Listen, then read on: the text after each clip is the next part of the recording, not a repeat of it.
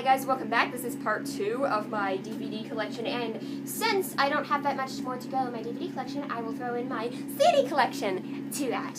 Again, so before I get into that, I need to finish off Star Wars. I just finished talking about Star Wars movies that are really cool, and hey, I own these like really nice like special editions of these Star Wars movies, but here's the funny thing, because these are like the limited edition ones, and then these are just like the nice, these are all widescreen. They all have, they're all widescreen. They all have like double disc set, whatever, super nice. But then I happen to own. I'm actually not sure if Phantom Menace is in widescreen.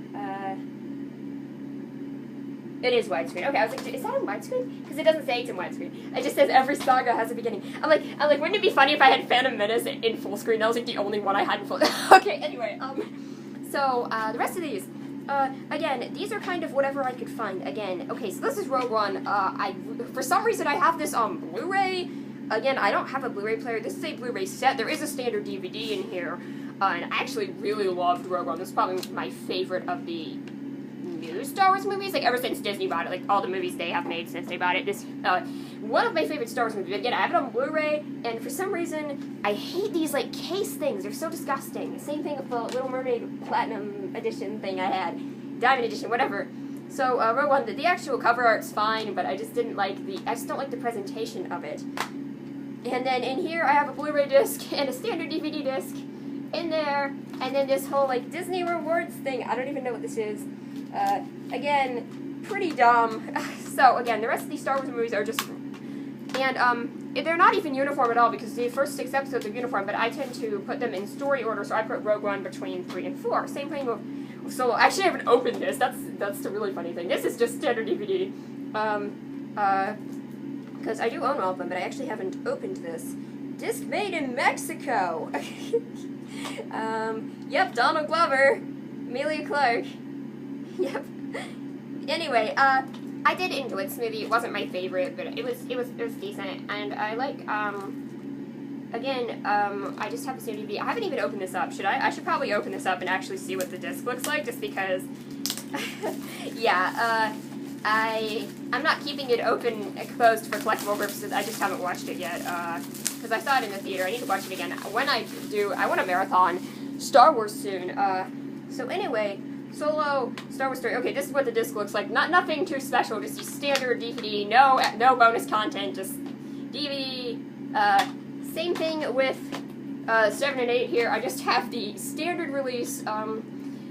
Just whatever, just DVD, nothing, no added features. I do kind of like the way this disc looks, actually. It's just Rey, like, walking. I don't, I don't know. And then this one is, same thing, just DVD only. And, I don't know if I've ever mentioned before, but I absolutely love, the, like, cover art and design, like all the marketing for The Last Jedi. Like, I love the like way it looks. Like, that's a really random thing to bring up, but like I just love like that's why I have a poster of it up there. Like, I just love like the red and black and the white and like the contrast. It's just so artistic. I love it. The movie itself, way overhated in my opinion. It's not perfect, but I actually really like what they did with Luke's arc, with Luke, Rey, and Kylo with their arc, which a lot of people complained about what they did with Luke and stuff. But, the rest of the movie, the whole subplot with Fenn and Rose was kind of weird, and some of the other movie just didn't really work for me, but I did...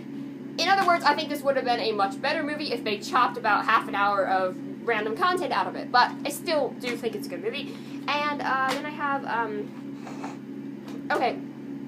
Honestly, my honest opinion is that this is a good movie, but not necessarily a good Star Wars movie, if that makes sense. Same with Solo, honestly. Yeah, so, then I just have a few more random DVDs here. I have Tangled, yep. And, I do own, I was talking about Marvel, I do own all the Thor films. Another random thing that I happen to own all the Thor films. So I have, again, badass long hair Thor. I actually like the Thor films a lot more than a lot of people do.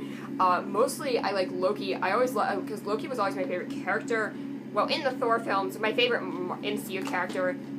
Okay, out of like all the movies that have come out in the Infinity Saga, like what they're calling it, Loki is my second favorite character. Iron Man is my first favorite character. Anyway, okay, so I do have some problems with Loki's arc in Avengers, but that's a completely unrelated topic.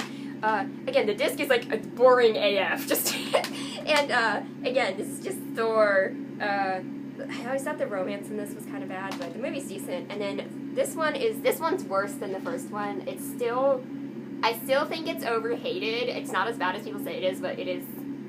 Because, like, Iron Man 2 is a bad movie. Age of Ultron is a bad movie. This is not a bad movie, but, Loki, it has Loki, just in chains, and then you have, like, Malekith, Odin with a bird, like, these random things, and again, the disc is, like, the most boring thing ever. But I do kind of, like, I don't know about this, artwork. It's just really weird. It's, like, so romantic. And then just Loki and, Odin are just chilling back there.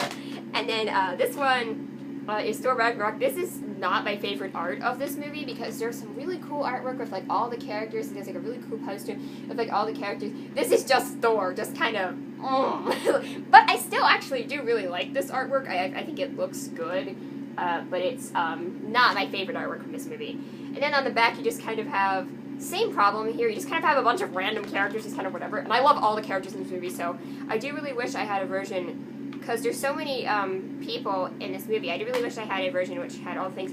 And same thing, boring disc, but for some reason the disc is white now. I don't know why. But anyway, and then speaking of random shit I own, these are the last two I have. This is Wonder Woman, and I have, again, stupid. Again, I have this on Blu-ray for, like, no reason. I am actually glad I have this on Blu-ray, though, because there's a version of the standard DVD, which, this is gonna sound weird, and you guys are probably gonna laugh at me, but it's true. There is a version of the standard DVD of Wonder Woman that I have seen. Poster, concept art, whatever. And, this movie, again, I have the, I don't know if that's the Blu-ray, I have standard disc. One of these is a Blu-ray, one of these is a standard disc. Anyway, I have, the original concept art for this movie. Really funny story. The funny thing is that,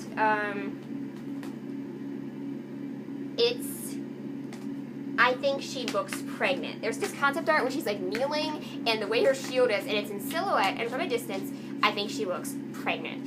And, because of that, and, speaking of pregnant, this is the last movie I have, Zootopia. This is probably one of my favorite movies ever. Fun fact about me. But yeah, Zootopia, again, I love the art here.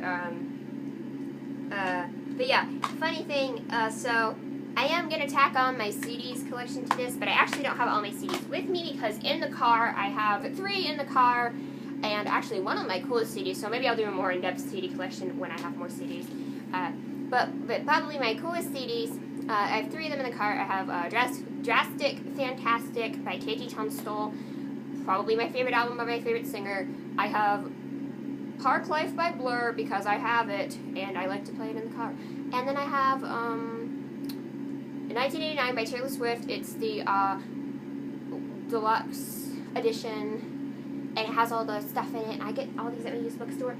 So now the rest of these, the rest of the stuff I happen to own,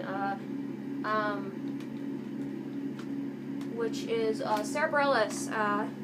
I'm honestly so sad I'm not seeing her, like, I can't deal with it, but I did buy a Switch instead, so, like, fuck. But Sarah Bareilles, Blessed Unrest, and Kaleidoscope Heart, this was probably the first CD I bought, and then, again, those are the ones I have in the car that I should probably do a more in-depth CD thing later, but again, I want to just publish this as, like, part of this joke.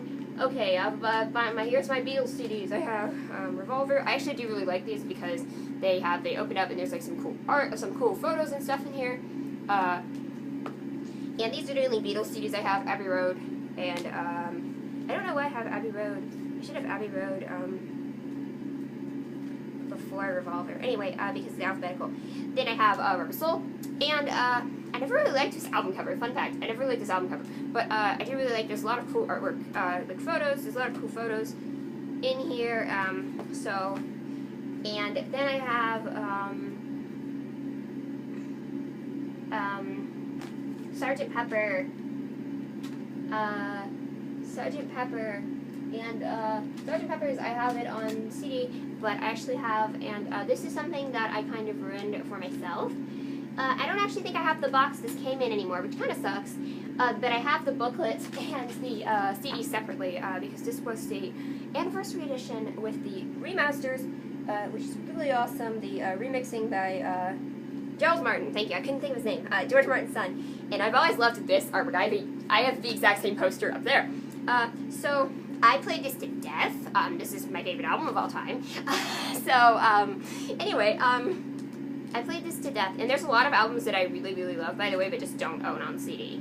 Or my notes. Like, my dad has some of them on vinyl. Like, I have, like I love, like, Dark Side of the Moon by Pink Floyd. I just don't own it on CD. Because it was $10 used. I generally only tend to buy CDs if I really, really like them, or if they're, like, $2. $2 clearance. You'll see some of those examples in a minute. But anyway, my dad's, stuff, again, my CD collection is really, really random, but I do have a booklet that came with this, and it's super awesome. And, yeah, so fun story. Again, I happen to own a lot of really random shit I pick up at my used bookstore that happened to be, like, $2 or whatever. Now, again, I don't have Park Life with me. I will get a complete set of Blur CDs at some point from just finding them randomly lying around. I'm kidding. But 13 and, self-titled. So, I'm just joking. I actually do need to do deep dive into discography, so expect leisure reviews soon. Should I say leisure because it's British? I don't know. Anyway, then I have Coldplay, Rush of Blood to the Head. I always thought this was a really weird album cover. Again, I'm pretty sure this was $2. Most of these are $2 that I got. And then I also have Viva La Vida by Coldplay. I don't think this one was $2, but this is one of my favorite albums ever, so I understand why. This doesn't really fit in my CD rack, so the actual disc is in here, but I do really like the artwork. It's really cool looking. Again, Viva La Vida is probably one of my favorite albums ever, so I think it's probably more like $5 I paid for this. Again, I have most of my albums digitally. I've been downloaded on Spotify, so I can just, when I'm with my dad or when I'm in the car, I just play them. This will not fit back in here, so I'm putting it, I can't get Viva La Vida to fit back in here. But anyway, that's the thing, I'll just play them, in the car and stuff. So, I don't really have that many of them on CD, but okay, that won't fit there because it's, anyway, so, again, Coldplay, and then I have, we're 12 and a half minutes in, okay, these are extremely random, these next few are extremely random, Elastica, Any A Day Without Rain, Evanescence Fallen, and Florence and the Machine Ceremonials. Again, extremely random. I happen to own, like, it's just, yeah, I happen to own some really random shit. And he was, like, my favorite singer, like, 3 years ago. Evanescence, again, $2. Florence and the Machine was probably more than $2, but I like that album a lot. And, yeah.